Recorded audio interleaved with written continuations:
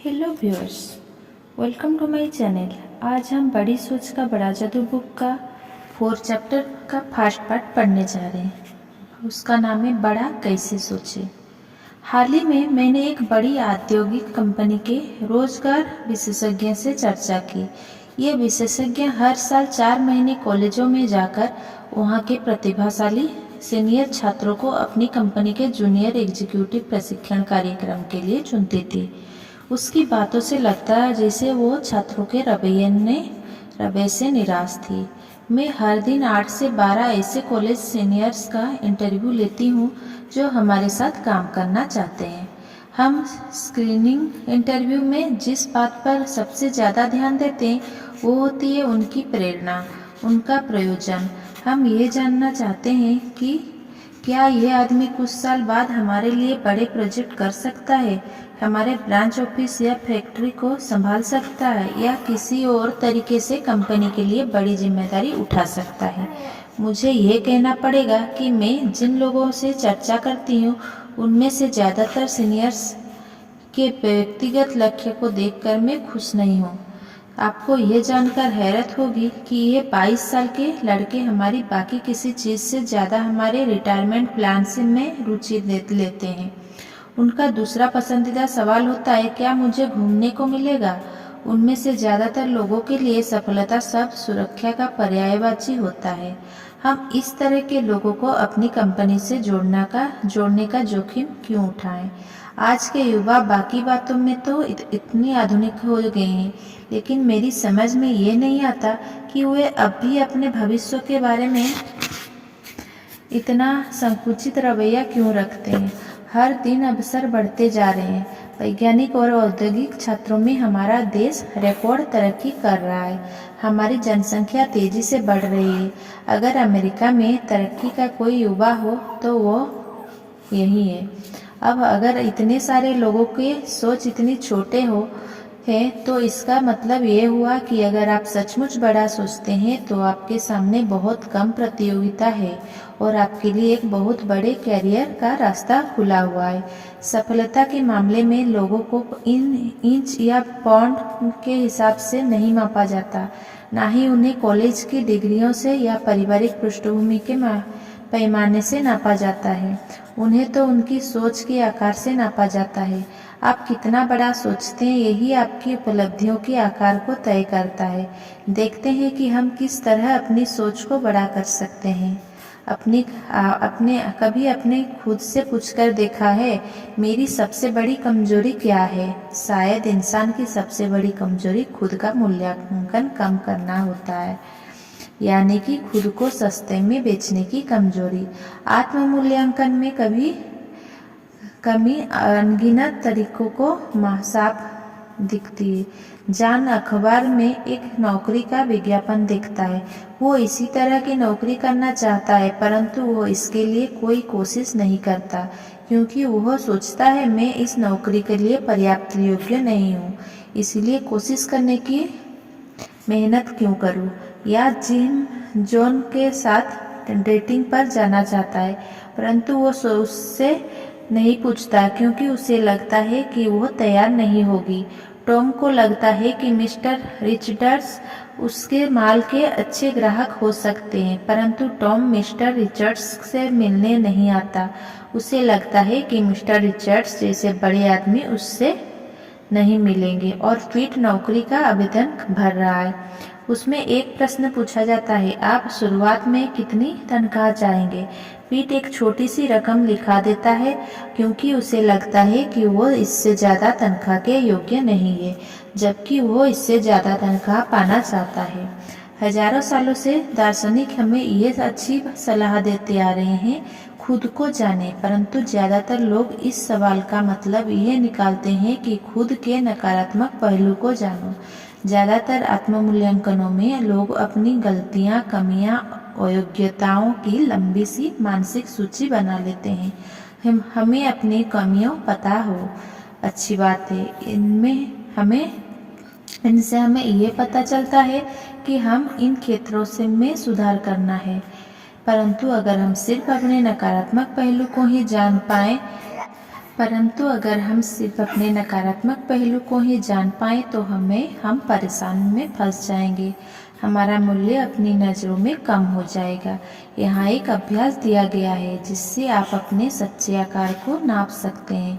मैंने इसे एग्जीक्यूटिव्स और सेल्स पर्सनल के अपने प्रशिक्षण कार्यक्रम में आजमाया है। यह वाकई काम करता है। पहला, अपने 5 प्रमुख गुणों को तय करें। किसी निष्पक्ष दोस्त की मदद लें, जैसे आपकी पत्नी, आपका सीनियर, आपका प्रोफेसर, कई समझदार व्यक्ति जो आपको सच्ची राय दे सके। गुणों के उदाहरण है शिक्षा, अनुभव, तकनीकी योग्यता, हुलिया, संतुलित घरेलू जीवन, रवैया, व्यक्तित्व, लीडरशिप की योग्यता। दौर में हर गुण के सामने अपने उन 3 परिचित व्यक्तियों के नाम लिख ले जो बेहद सफल है, परंतु उनमें यह गुण उतनी मात्रा में नहीं है जितनी मात्रा में यह गुण आप में है। इस अभ्यास को पूरा कर लेने पर आप पाएंगे कि आप किसी न किसी बात में कई सफल लोगों से आगे हैं। ईमानदारी से आप एक ही निष्कर्ष पर पहुंच सकते हैं, आप जितना सोचते हैं आप उससे बड़े हैं। इसीलिए आप अपनी सोच को भी अपने असली आकार के हिसाब से बना लें। उतना ही बड़ा सोचें जितने बड़े आप हैं और कभी खुद को सस्ते में ना बेचें। जो व्यक्ति अचल शब्द के लिए दुर्भेद्य शब्द का प्रयोग करता है या बचत की जगह मिथ्या व्ययिता शब्द का प्रयोग करता है, उसके बारे में हम यह जान जाते हैं कि उसकी शब्दावली का दायरा बड़ा है। परंतु क्या उसके पास एक बड़े चिंतन की शब्दावली है? शायद नहीं। जो लोग कठिन शब्दों का प्रयोग करते हैं, जो लोग ऐसे अलंकारिक वाक्यों का प्रयोग करते हैं जिन्हें समझने में आम लोगों को कठिनाई होती है, वे दरअसल दिखावटी और घमंडी लोग होते हैं। और दिखावटी लोग आमतौर पर छोटे चिंतक होते हैं। किसी व्यक्ति की शब्दावली का महत्वपूर्ण पैमाना उसके शब्दों की संख्या का या आकार नहीं है। असली महत्व की बात तो यह है कि उसके शब्दों का उस पर और सामने वाले पर क्या प्रभाव पड़ रहा है। यहाँ एक मूलभूत बात बताई जा रही है। हम शब्दों और वाक्यों में नहीं सोचते हैं, हम तस्वीरों और या बिंबों में सोचते हैं। शब्द विचारों के लिए कच्चा माल है जब इन्हें बोला जाता है। यहाँ एक मूलभूत बात बताई जा रही है। हम शब्दों और वाक्यों में नहीं सोचते, हम तस्वीरों और या बिंबों में सोचते हैं।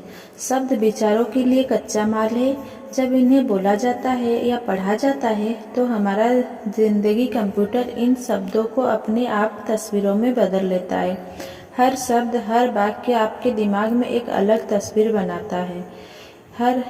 अगर कोई यह कहता है जिम ने एक नया स्प्लिट लेवल खरीदा है, तो हमारे दिमाग में एक अलग तस्वीर बनती है। परंतु अगर आपको बताया जाता है जिम ने एक नया रेंज हाउस खरीदा है, तो आपके दिमाग में दूसरी ही तस्वीर बनती है। हमारे दिमाग में अलग अलग तस्वीर अलग अलग शब्दों की वजह से बनती है। इसे इस तरीके से देखें, जब आप बोलते हैं या लिखते हैं तो आप एक तरह से दूसरे लोगों के दिमाग में फिल्म दिखाने वाले प्रोजेक्टर का काम कर रहे हैं, और आप जिस तरह की फिल्म दिखाएंगे सामने वाले पर आपका प्रभाव वैसा ही पड़ेगा। मान लीजिए आप लोगों को यह बताते हैं, मुझे यह बताते हुए दुख हो रहा है कि हम असफल हो गए हैं। इस वाक्य का उन लोगों पर क्या असर होगा? वे लोग इन शब्दों में हार और निराश और दुख के चित्र देखेंगे जो असफल शब्द में छुपे हुए हैं। इसके बजाय अगर आप कहते हैं यह रहा एक नया उपाय जिससे हम सफल हो सकते हैं, तो इससे उनका उत्साह बढ़ जाएगा और वे एक बार फिर कोशिश करने के लिए तैयार हो जाएंगे। मान लीजिए आप कहते हैं हमारे सामने एक समस्या है। ऐसा कहने पर दूसरों के दिमाग में आप एक ऐसी तस्वीर बना देंगे जो सुलझाने में मुश्किल और अप्रिय होगी। इसके बजाय यह कहे हमारे सामने एक चुनौती है, और इस वाक्य से आप एक ऐसी मानसिक तस्वीर बना देते हैं जिसमें आनंद है, खेल है, करने के लिए कुछ अच्छा है। या किसी समूह से कहे हमने काफ़ी बड़ा खर्च कर डाला और लोगों को लगता है कि खर्च हुआ पैसा कभी वापस नहीं लौटेगा। निश्चित रूप से ये नकारात्मक वाक्य है। इसके बजाय यह कहे हमने काफ़ी बड़ा निवेश किया है, और लोग एक ऐसी तस्वीर बना लेंगे जिसमें बाद में लाभ लौटता हुआ दिखता है और यह एक बहुत सुखद दृश्य होता है। मुद्दे की बात यह है कि बड़े चिंतकों में अपने और दूसरों के मस्तिष्क में सकारात्मक, प्रगतिशील और आशावादी तस्वीरों बनाने की कला होती है। बड़ी सोच के लिए हमें ऐसे शब्दों और वाक्यों का प्रयोग करना चाहिए जो बड़े सकारात्मक मानसिक चित्र प्रदान कर सकें। नीचे बाएं हाथ के कॉलम में कुछ वाक्य दिए गए हैं जिसमें छोटे नकारात्मक, निराशाजनक विचार उत्पन्न होते हैं। दाएं हाथ के कॉलम में उसी परिस्थिति को बड़े सकारात्मक अंदाज में प्रस्तुत किया गया है। बढ़ते समय खुद से पूछे, मैं किस तरह के मानसिक चित्र देख रहा हूँ? छोटे नकारात्मक मानसिक चित्र उत्पन्न करने वाला वाक्य, बड़े सकारात्मक मानसिक चित्र उत्पन्न करने वाले वाक्य। 1. इसमें कोई फायदा नहीं होगा, हम हार चुके, हम कभी हार नहीं है, हम कभी हारे नहीं हैं, हम कोशिश करते रहेंगे। ये रहा एक नया उपाय जिससे हम सफल हो सकते हैं। मैंने पहले भी यह बिजनेस किया था और मैं इसमें असफल हो गया था। मैं अब दोबारा भूल कर भी कोशिश नहीं करूँगा। मैं एक बार इसमें ज़रूर असफल हुआ था, परंतु उसमें गलती मेरी ही थी। अब मैं एक बार फिर कोशिश करके देखूंगा और उस गलती को नहीं दोहराऊंगा। इधर बोलते हैं, मैंने कोशिश करके देखा है परंतु यह माल बिकता ही नहीं है, लोग इसे नहीं खरीदना चाहते। सकारात्मक में बोलेंगे, अब तक मैं यह माल नहीं बेच पाया हूँ परंतु मैं जानता हूँ कि ये अच्छा है और मैं ऐसा फॉर्मूला ढूंढ ही लूँगा जिससे ये धड़ाधड़ बिकने लगे। नकारात्मक में बोलेंगे, बाजार माल से अटा पड़ा है। सोचिए 75% संभावित माल तो पहले ही बिक चुका है, बेहतर ही है मैं इससे बाहर निकल जाऊं। सकारात्मक में हम बोलेंगे, सोचिए 25% बाजार तो खुला पड़ा है, मैं बिल्कुल कोशिश करूंगा, ये बहुत बड़ा अवसर है। नकारात्मक में हम बोलेंगे, उनके ऑर्डर छोटे होते हैं, मैं अब उनके पास नहीं जाऊंगा। सकारात्मक में हम बोलेंगे, उनके ऑर्डर अब तक छोटे हैं, मैं ऐसी योजना बनाता हूं जिनसे वे मुझसे और ज़्यादा माल खरीदेंगे। नकारात्मक में हम बोलेंगे, आपकी कंपनी में चोटी पर पहुंचने में मुझे 5 साल लगेंगे और 5 साल बहुत लंबा समय है, मेरी इसमें कोई रुचि नहीं है। सकारात्मक में हम बोलेंगे, 5 साल का समय ज़्यादा नहीं होता, जरा सोचिए, इसके बाद भी मेरे पास चोटी के पद पर रहने के लिए 30 साल का समय बचता है।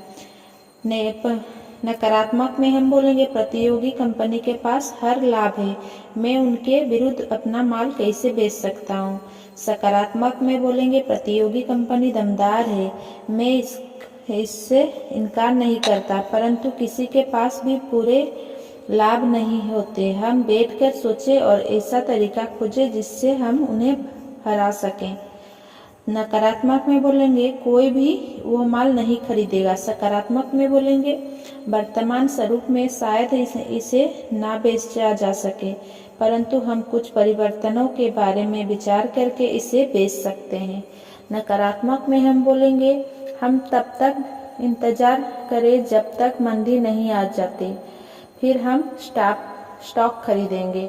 सकारात्मक में हम बोलेंगे, हम अभी निवेश करते हैं, हम मंदी के बारे में भला क्यों सोचें, हम समृद्धि पर अपना पैसा क्यों ना लगाएं।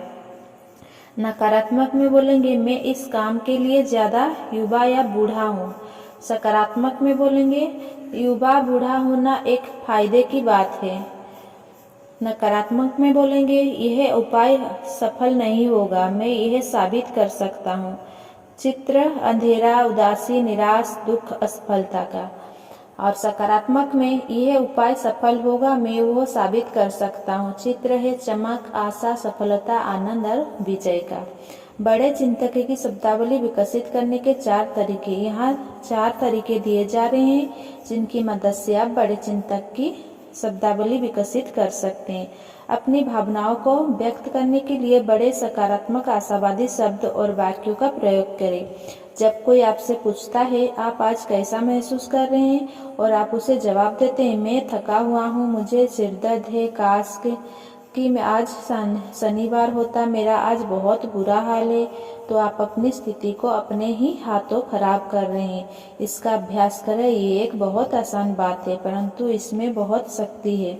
जब भी कोई आपसे पूछे आप कैसे हैं या आप आज कैसा महसूस कर रहे हैं, तो जवाब में हमेशा कहे बहुत बढ़िया, धन्यवाद, और आप कैसे हैं, या कहें बेहतरीन या शानदार। हर मौके पर कहे कि आप बढ़िया महसूस कर रहे हैं, और आप सचमुच बढ़िया महसूस करने लगेंगे, और ज़्यादा बड़ा भी। एक ऐसी व्यक्ति बने जो हमेशा बढ़िया महसूस करता है, इससे दोस्त बनते हैं।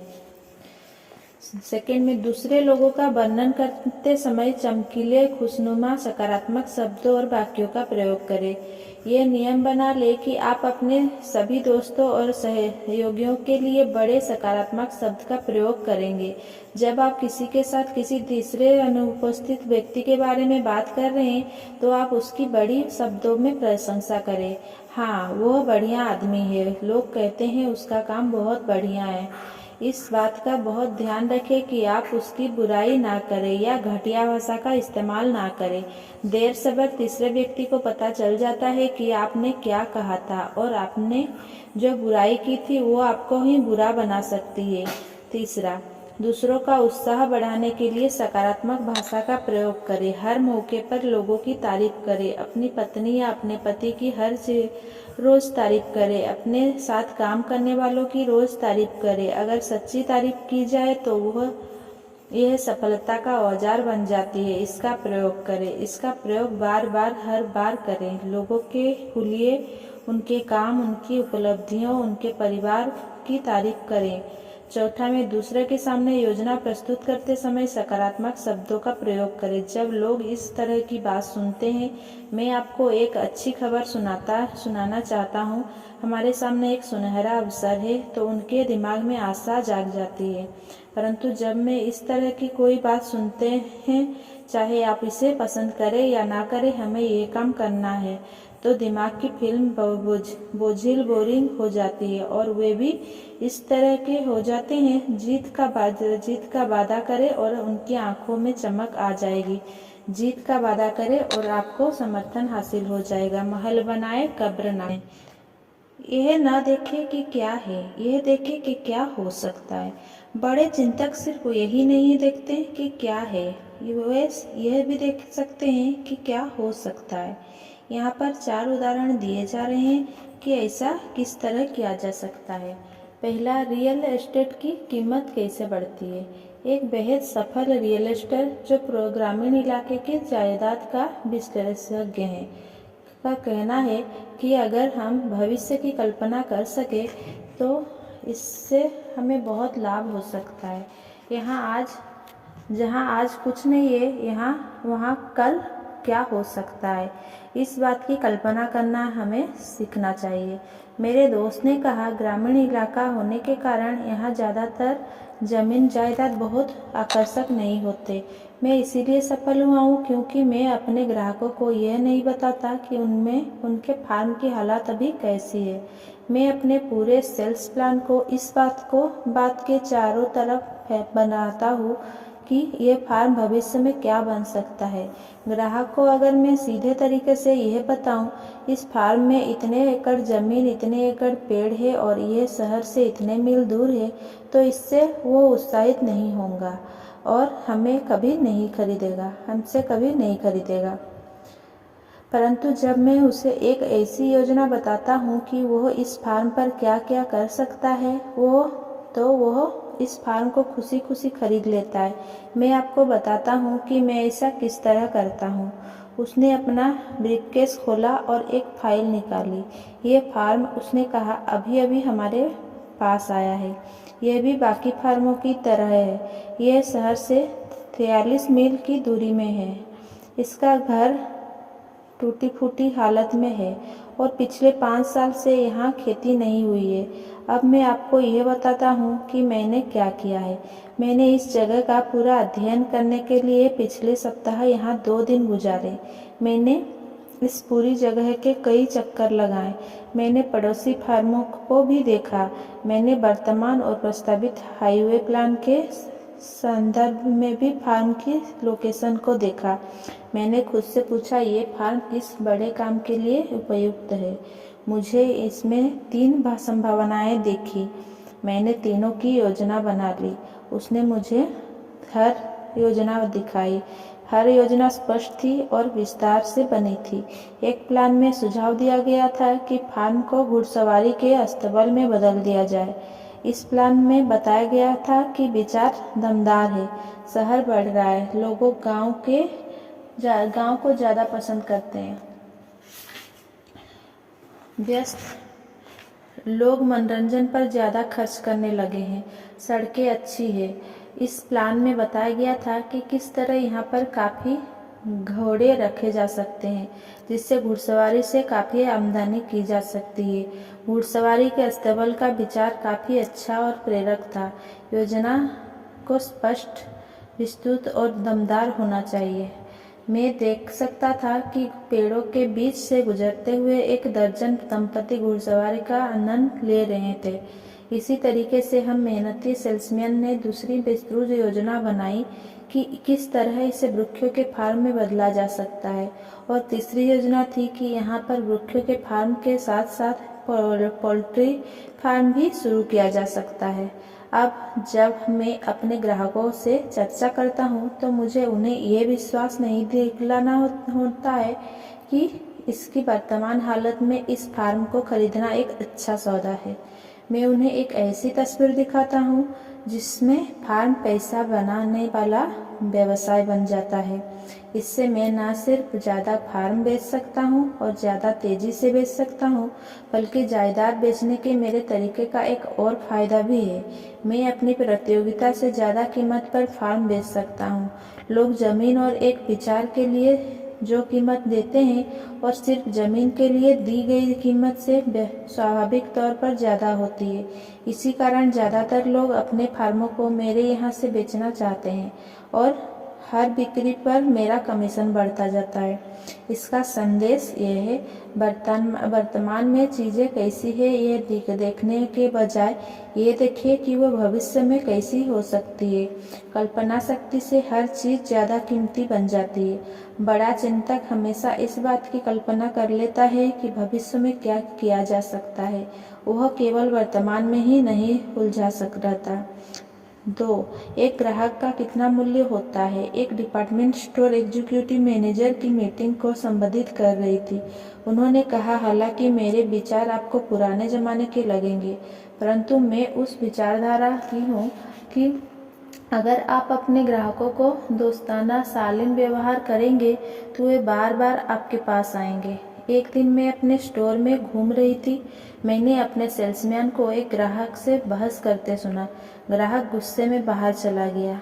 इसके बाद सेल्समैन ने दूसरे सेल्समैन से कहा, मैं $1.98 के ग्राहक के पीछे अपना समय क्यों खराब करूं? उसकी ज़रूरत के सामान के लिए पूरे स्टोर को क्यों छानूं? वो इस काबिल ही नहीं है। मैं वहाँ से चली गई। एग्जीक्यूटिव ने कहा, परंतु मैं अपने दिमाग से उस बात को नहीं निकाल पाई। मैंने सोचा कि यह बहुत गंभीर मामला है। जब हमारे सेल्समैन अपने ग्राहक को 1.98 की श्रेणी में रखते हैं, मैंने तभी यह फैसला किया कि सोच के इस ढंग को बदलना होगा।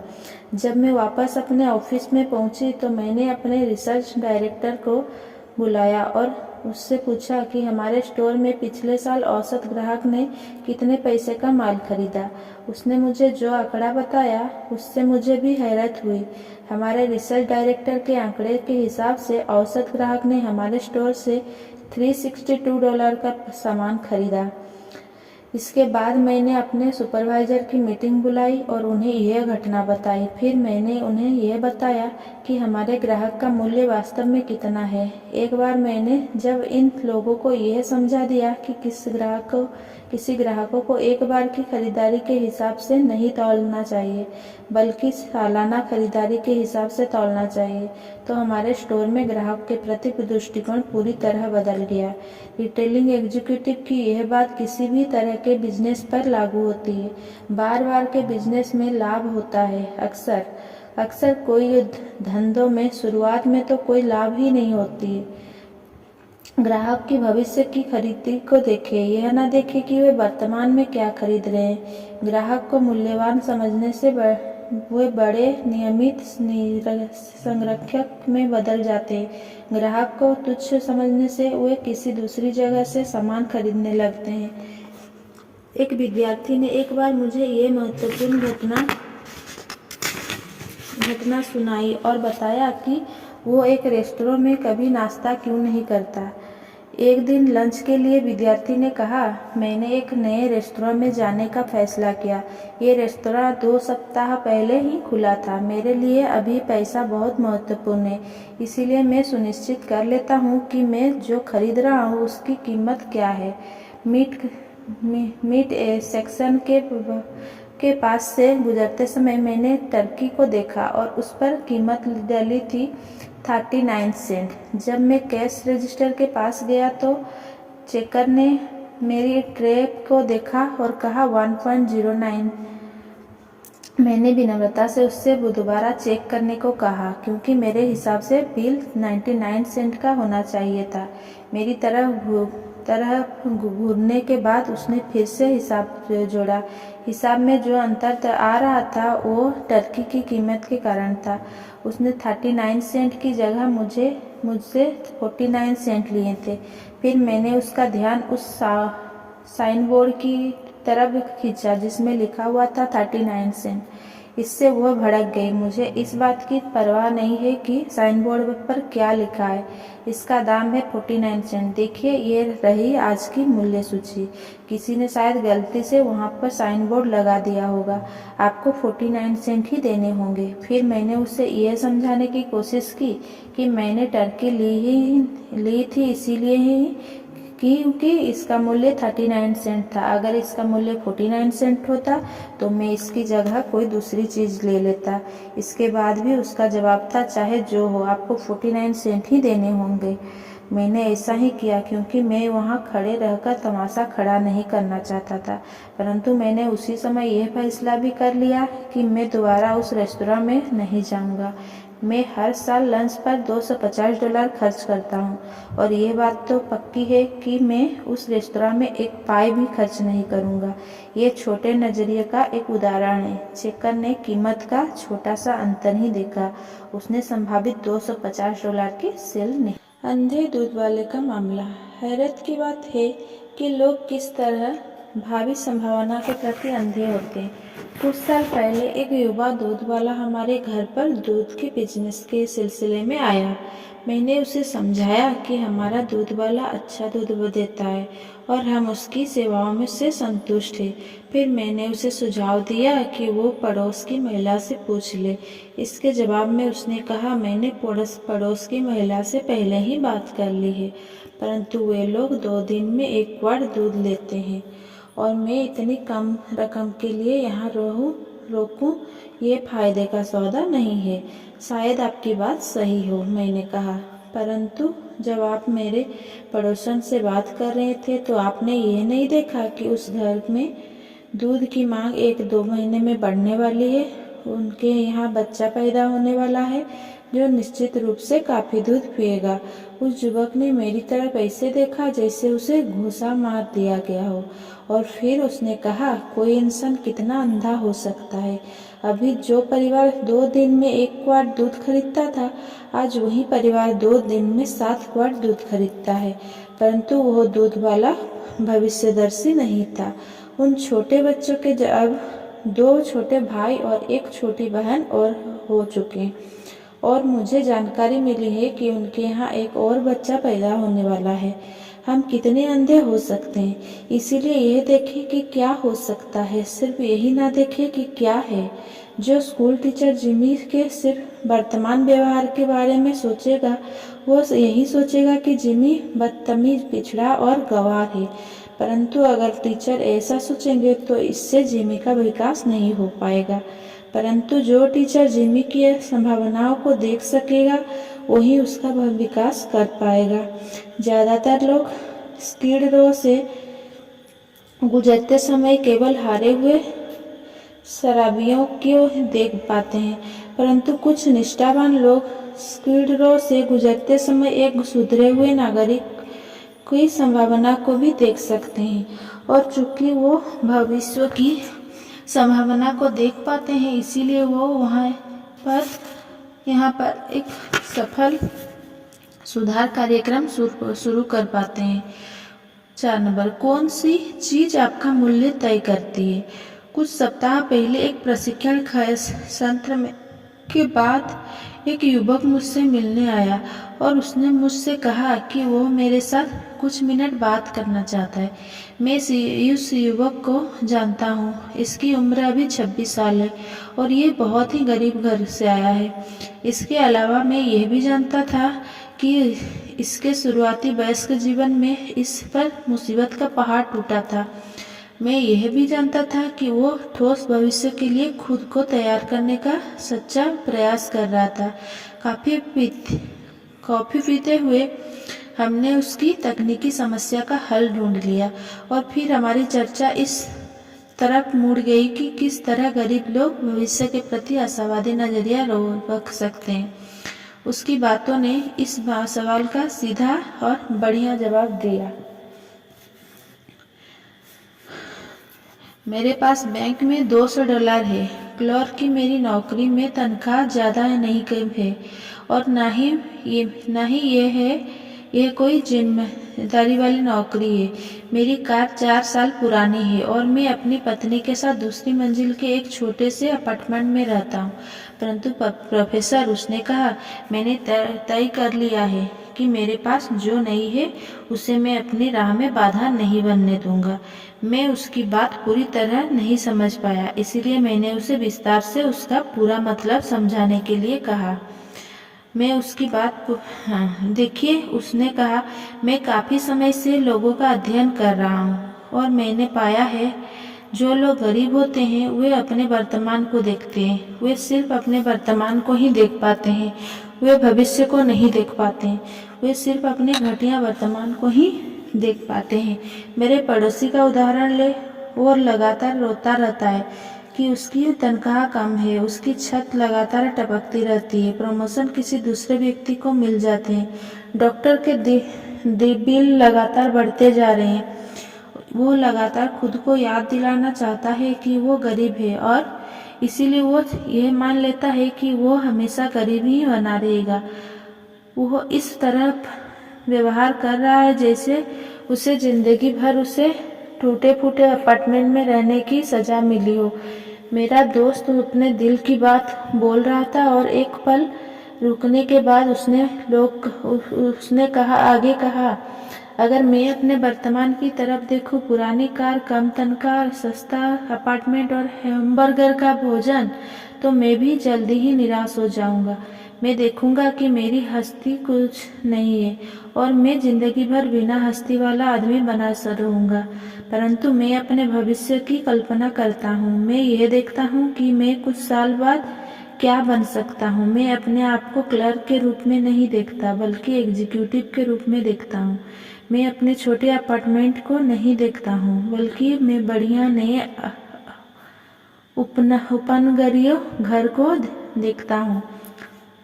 और जब मैं अपने भविष्य को इस तरह से देखता हूँ तो मैं ज़्यादा बड़ा अनुभव करता हूँ और बड़ा सोच पाता हूँ, और मेरे पास इस बात का बहुत अनुभव है कि इससे फायदा होता है। क्या ये खुद को मूल्यवान बनाने की बढ़िया योजना नहीं है? ये युवक वास्तव में अच्छी जिंदगी की तरफ तेजी से बढ़ रहा है। उसने सफलता के इस मूलभूत सिद्धांत को अपने जीवन में उतार लिया है। आपके पास क्या नहीं है यह महत्वपूर्ण नहीं होता, इसके बजाय यह महत्वपूर्ण होता है कि आपके पास भविष्य में क्या होगा। दुनिया हम पर कीमत का जो टैग लगाती है वो उस टैग के अनुरूप ही होता है जो हम खुद पर लगाते हैं। यहाँ आपको यह बताया जा रहा है कि आप किस तरह अपने भविष्य की शक्ति को विकसित कर सकते हैं, यानी आप अपनी संभावनाओं को किस तरह देख सकते हैं। मैं इन्हें मूल्य बढ़ाने वाले अभ्यास कहता हूँ। चीज़ों का मूल्य बढ़ाने का अभ्यास करें। रियल एस्टेट का उदाहरण याद करें। खुद से पूछे किस तरह मैं इस कमरे या इस घर या इस बिजनेस का मूल्य बढ़ा सकता हूँ। चीज़ों का मूल्य बढ़ाने के लिए विचार खोजे। कोई भी चीज़, चाहे वो खाली प्लाट हो, घर हो या बिजनेस हो, उसका मूल्य वही होता है जो उसके प्रयोग के विचार में छुपा होता है। लोगों का मूल्य बढ़ाने का अभ्यास करें। जब आप सफलता की दुनिया में ऊपर आ जाएंगे तो आपके पास ज़्यादातर काम लोगों का विकास करना होगा। खुद से पूछें, मैं किस तरह अपने अधीनस्थ का मूल्य बढ़ा सकता हूँ? मैं किस तरह उन्हें ज़्यादा प्रभावी बना सकता हूँ? याद रखें, किसी व्यक्ति से सर्वश्रेष्ठ प्रदर्शन करवाने के लिए आपको उसकी सर्वश्रेष्ठ क्षमताओं की कल्पना करनी चाहिए। खुद का मूल्य बढ़ाने का अभ्यास करें। खुद के साथ हर रोज एक इंटरव्यू रखें। खुद से पूछें, आज मैं अपने आप को अधिक मूल्यवान बनाने के लिए क्या कर सकता हूँ? अपने मूल्य की कल्पना अपने वर्तमान से ना करें। इस बात से ना करें कि आप आज क्या है, बल्कि अपने मूल्य की कल्पना वो अपने भविष्य से करें। इस बात से करें कि आप क्या बन सकते हैं। फिर उस संभावित मूल्य को हासिल करने के तरीके अपने आप आपके दिमाग में आ जाएंगे। कोशिश करके देखें। मध्यम आकार की प्रिंटिंग कंपनी के रिटायर्ड मालिक मैनेजर ने मुझे बताया कि उसने अपने उत्तराधिकारी कैसे चुना। 5 साल पहले उसने कहा, मुझे अकाउंटिंग और ऑफिस के बाकी काम के लिए अकाउंटेंट की जरूरत थी। मैंने मेरी हैरी नाम के 26 वर्षीय युवक को काम पर रख लिया। उसे प्रिंटिंग बिजनेस की कोई समझ नहीं थी, परंतु उसके रिकॉर्ड से पता चलता था कि वो एक अच्छा अकाउंटेंट था। 1.5 साल पहले जब मैं रिटायर हुआ तो हमने उसे अपनी कंपनी का प्रेसिडेंट और जनरल मैनेजर बना दिया। जब मैं इस बारे में सोचता हूँ तो मुझे लगता है कि हैरी में एक गुण ऐसा था जो उसे काफी सब लोगों से आगे कर देता था। हैरी पूरी कंपनी में गंभीरता से सच्ची रुचि लेता था। वो सिर्फ चेक नहीं लिखता था, वो सिर्फ रिकॉर्ड नहीं रखता था। जब भी वो देखता था कि वो बाकी कर्मचारियों की मदद कर सकता था, वो तत्काल काम में जुट जाता था। हैरी के आने का 1 साल के भीतर हमारे कुछ कर्मचारी चले गए। हैरी मेरे पास एक फ्रिज बेनिफिट प्रोग्राम लेकर आया और उसका कहना था कि इससे लागत कम आएगी, और इससे सचमुच लाभ हुआ। हैरी ने और भी कई काम किए जिनसे सिर्फ उसने विभाग को नहीं बल्कि पूरी कंपनी को फायदा हुआ। उसने हमारे उत्पादन विभाग का लागत अध्ययन तैयार किया और बताया कि किस तरह $30,000 की नई मशीनों में निवेश करके हम ज्यादा लाभ कमा सकते हैं। एक बार हमारा माल नहीं बिक पा रहा था। हैरी हमारे सेल्स मैनेजर के पास गया और उसने उनसे इस तरह की बात कही, मैं सेल्स के बारे में तो नहीं जानता, परंतु मैं आपकी मदद करने की कोशिश करूंगा। और उसने ऐसा ही किया। हैरी के दिमाग में कई अच्छे विचार थे जिनकी वजह से हमारी बिक्री बढ़ गई। जब भी कोई नया कर्मचारी कंपनी में आता था, हैरी उस आदमी की काफी मदद करता था। हैरी पूरी कंपनी में सच्ची रुचि लेता था। जब मैं रिटायर हुआ तो हैरी ही मेरा उत्तराधिकारी बनने लायक था, परंतु मुझे गलत मत समझना। मेरे दोस्त ने कहा, हैरी ने उत्तराधिकारी बनने के लिए कोई कोशिश नहीं की। वो किसी के काम में अड़गा नहीं लगता था। वो नकारात्मक रूप से आक्रामक नहीं था। वो लोगों की पीठ पीछे बुराई नहीं करता था और वो ऑर्डर भी नहीं देता था। वो सिर्फ मदद करता था। हैरी इस तरह बर्ताव करता था जैसे कंपनी में होने वाली हर चीज से उसे सिर्फ फर्क पड़ता था। उसने कंपनी के बिजनेस को अपना बिजनेस मान लिया था। हैरी के उदाहरण से हम भी सीख सकते हैं। मैं अपना काम कर रहा हूँ और यही काफी है वाला रवैया छोटी नकारात्मक सोच है। बड़े चिंतक अपने आप को टीम के सदस्य के रूप में देखते हैं और अकेले नहीं बल्कि टीम के साथ जीतते या हारते हैं। वे जितनी मदद कर सकते हैं करते हैं, चाहे इसके बदले में उन्हें कोई सीधा लाभ हो रहा हो या ना हो रहा हो। वो आदमी जो अपने डिपार्टमेंट के बाहर की हर समस्या को यह कहकर टाल देता है, इससे मुझे कोई लेना देना नहीं है। उसी डिपार्टमेंट के लोग को इस बात की चिंता करने दो। उसका रवैया उसे कभी लीडर नहीं बनवा सकता। इसका अभ्यास करें। बड़े चिंतक बनने का अभ्यास करें। कंपनी की रुचि को अपनी रुचि की तरह देखें। बड़ी कंपनियों में काम करने वाले बहुत कम लोग अपनी कंपनी में सच्ची निस्वार्थ रुचि लेते हैं, परंतु बहुत कम लोग ही बड़े चिंतक बनने के काबिल होते हैं और इन्हीं थोड़े से लोग को ज़्यादा जिम्मेदारी, ज़्यादा तनख्वाह वाली नौकरियां दी जाती है। बहुत से लोग अपनी उपलब्धि की राह में छोटी, घटिया, महत्वहीन चीज़ों को बाधा बना लेते हैं। हम इन 4 उदाहरण को देखें। अच्छे भाषण के लिए क्या जरूरी होता है? हर व्यक्ति चाहता है कि वो सबके सामने बढ़िया बोल सके, परंतु ज़्यादातर लोगों की यह चाहत पूरी नहीं हो पाती। ज़्यादातर लोग घटिया वक्ता होते हैं। क्यों? इसका कारण सीधा सा है। ज़्यादातर लोग बोलते समय बड़ी महत्वपूर्ण बातों के बजाय छोटी, घटिया बातें पर ध्यान देते हैं। चर्चा की तैयारी करते समय ज़्यादातर लोग खुद को मानसिक निर्देश देते रहते हैं। मुझे सीधे खड़े रहना चाहिए, इधर उधर नहीं हिलना चाहिए और अपने हाथों का प्रयोग नहीं करना है। जनता को यह पता न चलने दें कि आप नोट्स की मदद ले रहे हैं। याद रखें, ग्रामर की गलती ना होने दें। इस बात का ध्यान रखें कि आपकी टाई सीधी रहे। जोर से बोले पर ज़्यादा जोर से नहीं, इत्यादि। अब जब वक्ता बोलने के लिए खड़ा होता है तो क्या होता है? वो डरा हुआ होता है, क्योंकि उसने अपने दिमाग में एक सूची बना ली है कि उसे क्या क्या चीज़ नहीं करनी चाहिए। क्या मैंने कोई गलती कर दी है? संक्षेप में वो फ्लॉप हो जाता है। वो इसीलिए फ्लॉप होता है क्योंकि उसने एक अच्छे वक्ता के छोटे, घटिया, तुलनात्मक रूप से महत्वहीन गुप्त पर ध्यान केंद्रित किया है और अच्छे वक्ता के बड़े गुणों पर ध्यान केंद्रित नहीं किया है। जिस बारे में आप बोलने जा रहे हैं उसका ज्ञान और दूसरे लोगों को बताने की उत्कट इच्छा। अच्छे वक्ता का असली इम्तिहान इस बात से में नहीं होता कि वह सीधा खड़ा होता है या नहीं, वो ग्रामर में गलतियां करता है या नहीं, बल्कि इस बात में होता है कि वह जनता तक अपनी बात अच्छी तरह से पहुंचा पाता है या नहीं। हमारे ज़्यादातर चोटी के वक्ताओं में कोई सारे दोष होते हैं। कईयों ने की तो आवाज़ ही खराब है। अमेरिका के बहुत से प्रसिद्ध वक्ताओं को तो अगर भाषण देने की परीक्षा में बिठाया जाए कि क्या करना चाहिए और क्या नहीं करना चाहिए, तो उनमें से कोई तो फेल हो जाएंगे, कई तो फेल हो जाएंगे। परंतु इन सभी सफल सार्वजनिक वक्ताओं में एक बात पाई जाती है, उनके पास कहने को कुछ होता है और उनमें दूसरे लोगों को अपनी बात बताने की प्रबल इच्छा होती है। छोटी छोटी बातों पर ध्यान देकर जनता में सफलता से बोलने की कला को प्रभावित ना होने दें। 2 सेकेंड में झगड़े की वजह क्या होती है? कभी आपने खुद से यह सवाल किया है कि आखिर झगड़े की वजह क्या होती है? 99% मामलों में झगड़े छोटी छोटी महत्वहीन बातों से शुरू होते हैं। जैसे जॉन थोड़ा थका हुआ, तनाव में घर लौटता है, डिनर में उसे मजा नहीं आता और वह शिकायत करने लगता है उसकी पत्नी जॉन का दिन भी अच्छा नहीं गुजरा। इसीलिए वह आत्मरक्षा में कह देती है, इस बजट में तो इससे अच्छा खाना कैसे बनाऊं?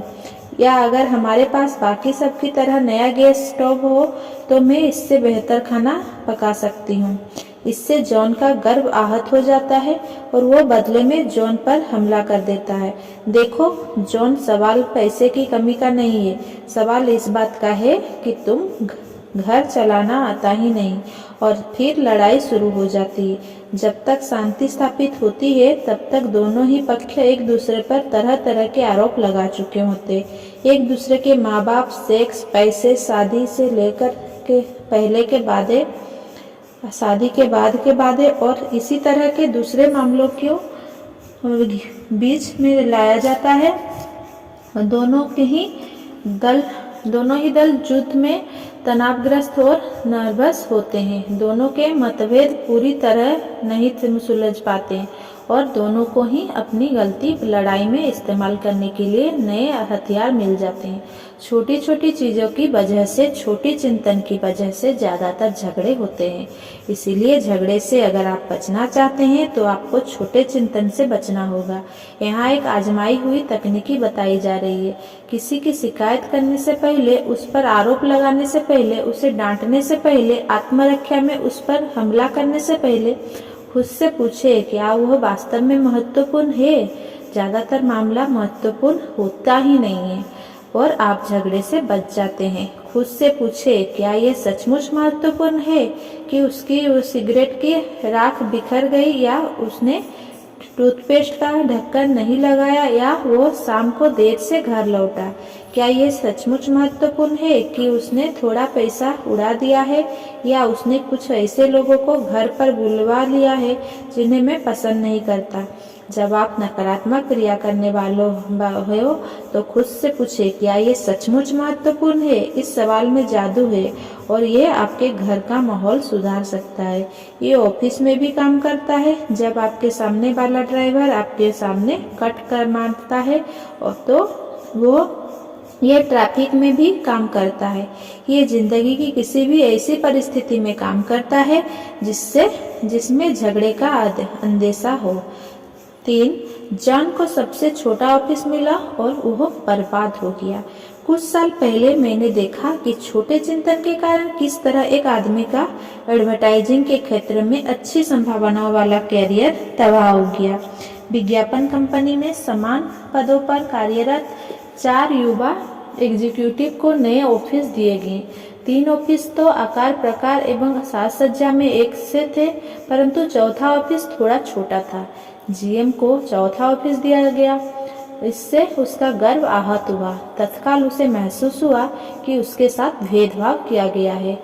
नकारात्मक चिंतन, गुस्सा, कड़वाहट, ईर्ष्या ने उसके दिमाग पर कब्जा कर लिया। जेम को लगने लगा कि लोग उसे कम योग्य समझते हैं। परिणाम यह हुआ कि जेम अपने साथी एग्जीक्यूटिव के प्रति शत्रुता रखने लगा। सहयोग करने के बजाय वह उनके प्रयासों को विफल करने की कोशिश करने लगा। माहौल बिगड़ता रह गया। 3 महीने बाद जेम का व्यवहार इतना खराब हो गया कि मैनेजमेंट के पास उसे हटाने के सिवा कोई चारा ही नहीं बचा। एक छोटी सी बात पर बुरा मानने के कारण जेम का करियर तबाह हो गया। भेदभाव के बारे में सोचने की उसी इतनी जल्दी थी कि वो ये नहीं देख पाया कि कंपनी तेजी से विकास कर रही थी और ऑफिस में जगह की कमी थी। उसने यह नहीं सोचा कि जिस एग्जीक्यूटिव ने ऑफिस बांटे थे उसे तो यह भी नहीं पता था कि कौन सा ऑफिस छोटा है और कौन सा बड़ा। सिवाय जेम के कंपनी में और किसी भी आदमी को ऐसा नहीं लगा कि उसके छोटे ऑफिस से उसकी इज्जत घट गई हो। महत्वहीन बातों पर छोटी सोच से आप आहत हो सकते हैं। जैसे आपका नाम डिपार्टमेंट की सूची में सबसे आखिर में लिख दिया जाए, या आपके ऑफिस के किसी मेमो की चौथी कार्बन कॉपी दी जाए। बड़ा सोच और इन छोटी छोटी बातों का बुरा मानना छोड़ दे। हकलाने के बावजूद सफलता पाई जा सकती है। एक सेल्स एग्जीक्यूटिव ने मुझे बताया कि अगर सेल्समैन में दूसरे गुणों हो तो सेल्समैनशिप में हकलाने के बावजूद सफलता पाई जा सकती है। मेरा एक दोस्त भी सेल्स एग्जीक्यूटिव है और वह मजाकिया स्वभाव का है।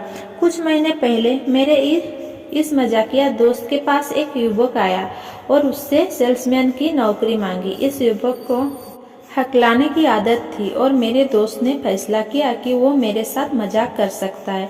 इसीलिए मेरे दोस्त ने इस हकलाने वाले उम्मीदवार से कहा कि उसे तो सेल्समैन की ज़रूरत नहीं है, परंतु उसके एक दोस्त यानी कि मुझको एक सेल्समैन की ज़रूरत है।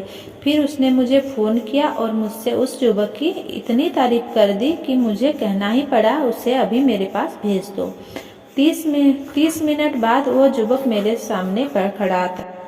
उसके 3 शब्द बोलने से पहले ही मैं समझ गया कि मेरे दोस्त ने उसे मेरे पास क्यों भेजा था। मैं जग के जैक साथ उसने कहा, मिस्टर एक्स ने मुझे आपके पास नौकरी के लिए भेजा है। हर शब्द बोलने के लिए उसे संघर्ष करना पड़ रहा था। मैंने खुद से सोचा, ये आदमी $1 के नोट को वॉल स्ट्रीट में 90 सेंट में भी नहीं बेच पाएगा। मुझे अपने दोस्त पर गुस्सा आया, परंतु मुझे उस युवक से सच्ची हमदर्दी भी थी। इसीलिए मैंने सोचा कि कम से कम उससे कुछ विनम्र प्रश्न तो पूछ लिए जाएं, ताकि मैं कोई अच्छा सा बहाना बना सकूं कि मैं उसे काम पर क्यों नहीं रख सकता। चर्चा के दौरान मैंने पाया कि यह आदमी काम का था, उसमें बुद्धि थी, उसमें आत्मविश्वास था, परंतु इसके बावजूद मैं इस तथ्य को नहीं पचा पाया कि वो हकलाता था। आखिरकार मैंने उससे इंटरव्यू का आखिरी सवाल करने का फैसला लिया। आपने कैसे सोचा कि आप इस जॉब में सफल हो जाएंगे? उसने जवाब दिया, मैं तेजी से सीख सकता हूँ, मैं लोगों को पसंद करता हूँ, मैं सोचता हूँ कि आपकी कंपनी अच्छी है और मैं पैसे कमाना चाहता हूँ। अभी मेरे साथ हकलाने की समस्या है, परंतु इससे मुझे कोई परेशानी नहीं है, इसीलिए मुझे नहीं लगता कि इससे किसी को भी कोई परेशानी होगी। उसके जवाब ने मुझे बता दिया कि उसके पास सेल्समैन बनने की सचमुच महत्वपूर्ण योग्यता थी। मैंने तत्काल उसे मौका देने का फैसला कर लिया और आपको यह जानकर हैरत होगी कि वो एक सफल सेल्समैन बन चुका है। अगर बाकी बड़ी योग्यताएं हो तो बोलने वाले व्यवसाय में हकलाने की आदत भी आपको आपकी सफलता की राह में बाधा नहीं बन सकती। इन 3 उपायों का अभ्यास करें ताकि आप छोटी छोटी बातों के बारे में सकारात्मक रूप से सोच सकें। पहला, अपनी नज़र बड़े लक्ष्य पर लगाए रखें। कई बार हम उस सेल्समैन की तरह होते हैं जो सामान बेचने में असफल रहने के बाद अपने मैनेजर को बताता है, परंतु मैंने ग्राहक के सामने साबित कर दिया कि वह गलती पर था। बेचने में बड़ा लक्ष्य सामान बेचना होता है, बहस में जितना नहीं होता। शादी में बड़ा लक्ष्य शांति, सुख, खुशी होता है, बहस में जितना नहीं होता। या यह न कहना नहीं होता, मैं तुम्हें यह बात पहले ही बता सकता था। कर्मचारियों के साथ काम करते समय बड़ा लक्ष्य उनकी पूरी क्षमता का उपयोग करना होता है। छोटी छोटी गलतियों पर उन्हें नीचा दिखाना नहीं होता। पड़ोसियों के साथ बड़ा लक्ष्य आपसी सम्मान और दोस्ती होता है। ये देखना नहीं होता है कि उनका कुत्ता कभी कभार रात में भौंकता है, इसीलिए उस कुत्ते को जंगल में छोड़ देना चाहिए। मिलिट्री की भाषा में कहा जाए तो संग्राम में हार कर युद्ध जीतना बेहतर होता है, संग्राम को जीतकर युद्ध हारना अच्छा नहीं होता। अपनी नज़र को बड़े लक्ष्य पर जमाए रखें। दूसरा, सेकंड, खुद से पूछे, क्या वो ये सचमुच महत्वपूर्ण है? नकारात्मक रूप से उत्तेजित होने के बजाय अपने आप से पूछे, क्या ये मामला इतना महत्वपूर्ण है कि मैं इस बारे में इतनी चिंता करूं? अगर आप खुद से ये सवाल पूछेंगे तो आप छोटी छोटी मामलों पर कुंठित होने से बच सकते हैं। अगर हम झगड़े की परिस्थितियों में खुद से पूछे, क्या ये सचमुच महत्वपूर्ण है, तो हम कम से कम 90% झगड़े से बच सकते हैं। तीसरा, छोटेपन के जाल में ना फंसे। भाषण देते समय समस्याएं पैदा करने के बजाय समस्याएं सुलझाएं। कर्मचारियों को सलाह देते समय उन्हें बातों पर ध्यान केंद्रित करें जो महत्वपूर्ण है, जिनसे फर्क पड़ता है। सतही मुद्दों में उलझ कर ना रह जाए। महत्वपूर्ण चीजों पर ध्यान केंद्रित करें। अपनी सोच का आकार नापने के लिए यह टेस्ट दें। नीचे बाएं कॉलम में कुछ आम स्थितियां दी गई है। बीच वाले और दाएं कॉलम में यह तुलना की गई है कि इस स्थिति का सामना छोटे चिंतक और बड़े चिंतक किस तरह करते हैं। खुद ही देख ले, फिर फैसला करें कि जहां मैं जाना चाहता हूं वहां मैं किस रास्ते पर चलकर पहुंच सकता हूं, छोटे चिंतन से या बड़े चिंतन से। एक ही परिस्थिति का सामना 2 तरीकों से किया जा सकता है, फैसला आपके हाथ में। परिस्थिति, खर्च का अकाउंट। छोटे चिंतक की शैली खर्च में कटौती करके आमदनी बढ़ाने के तरीके खोजता है। बड़े चिंतक की शैली ज्यादा माल बेचकर आमदनी बढ़ाने की तरीका खोजता है। चर्चा, अपने दोस्त अर्थव्यवस्था, अपनी कंपनी, प्रतियोगी कंपनियों के नकारात्मक पहलुओं के बारे में बात करता है। बड़े चिंतक वाले अपने दोस्त, कंपनी, प्रतियोगी कंपनियों के सकारात्मक पहलुओं के बारे में बात करता है। प्रगति, छटनी करने या यथास्थिति बनाए रखने में विश्वास करता है, विस्तार में विश्वास करता है। भविष्य, भविष्य में ज्यादा संभावना नहीं दिखता। बड़े चिंतक वाले बहुत उज्जवल भविष्य दिखता है। परिस्थिति। काम। छोटे चिंतक वाले सोचते हैं काम से बचने के तरीके खोजता है। बड़े चिंतक वाले सोचते हैं ज्यादा काम और काम करने के ज्यादा असरदार तरीके खोजता है, विशेष तौर पर दूसरों की मदद करने के।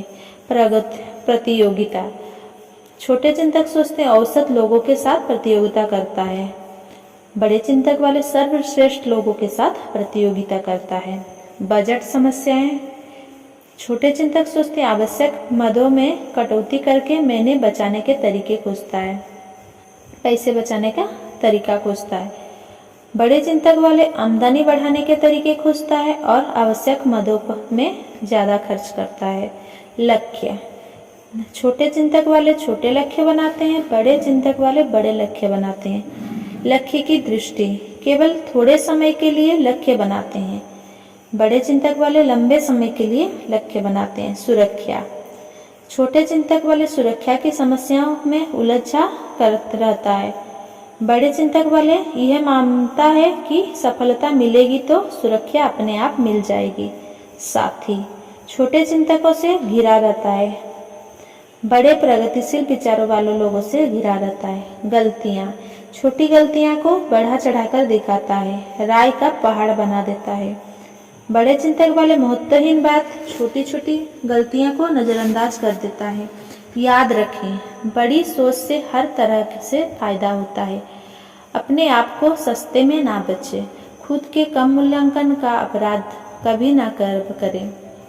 अपने गुणों, अपनी योग्यताओं पर ध्यान केंद्रित करें। ये ज्ञान ले, आप जितना समझते हैं आप उससे कहीं बेहतर है। दूसरा, बड़े चिंतक की शब्दावली का प्रयोग करें, बड़े चमकीले आशावादी शब्दों का प्रयोग करें।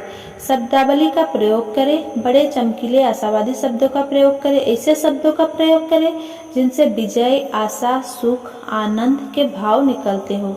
ऐसे शब्दों का प्रयोग ना करें जिससे असफलता, हार, दुख के निराशजनक चित्र बनते हैं।